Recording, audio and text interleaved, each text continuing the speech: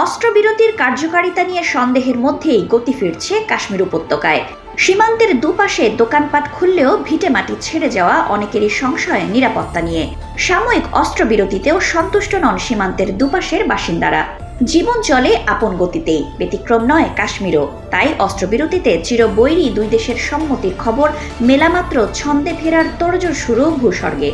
যুক্তরাষ্ট্রের চাপ ও কূটনৈতিক প্রচেষ্টার জেরে শনিবার সন্ধ্যায় অস্ত্রবিরতিতে সম্মতি দেয় দুই প্রতিবেশী দেশ। এরপরই সপ্তাহভর টান টান উত্তেজনার সংঘাতবিহীন রাত কাটান ভারত নিয়ন্ত্রিত কাশ্মীরের কুপওয়ারা আর উরির বাসিন্দাদের একজন বলেন, সকল প্রশংসা আল্লাহর, বাজার ধীরে ধীরে খুলছে, কিন্তু যে ক্ষয়ক্ষতি গত 7 দিনে আমাদের এলাকায় হয়েছে তা অকল্পনীয়।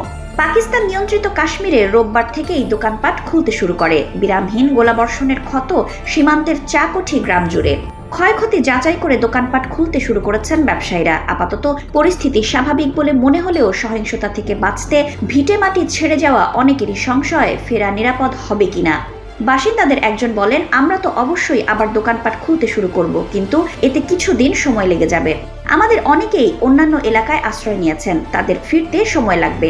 আর দ্বিতীয় বিষয় হলো যে অস্ত্রবিরতির আনুষ্ঠানিক চুক্তি সই এবং সুনির্দিষ্ট কর্মপরিকল্পনা না হলে অনেকেই ফিরবে না বলে মনে হয়। কাশ্মীর সীমান্তের দুপাশে গোলাবর্ষণ বন্ধে সম্মত হয়েছে দুই পরাশক্তি ঠিকই, কিন্তু সীমান্ত নিয়ে কয়েক দশকের পুরনো বিতর্কে রাজনৈতিক সমাধান ছাড়া শান্তি টিকবে কতদিন তা নিয়ে সন্দিহান বাসিন্দারা। স্থানীয়রা বলছেন, সাময়িক অস্ত্রবিরতি যথেষ্ট নয়।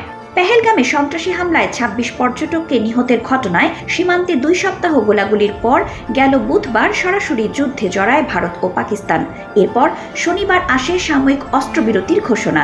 প্রায় 3 দশকের মধ্যে সবচেয়ে রক্তক্ষয়ী 4 দিনের সহিংসতায় মিসাইল ও ড্রোন হামলা চালিয়েছে দুই দেশ। প্রাণ গেছে অর্ধশতাধিক মানুষের।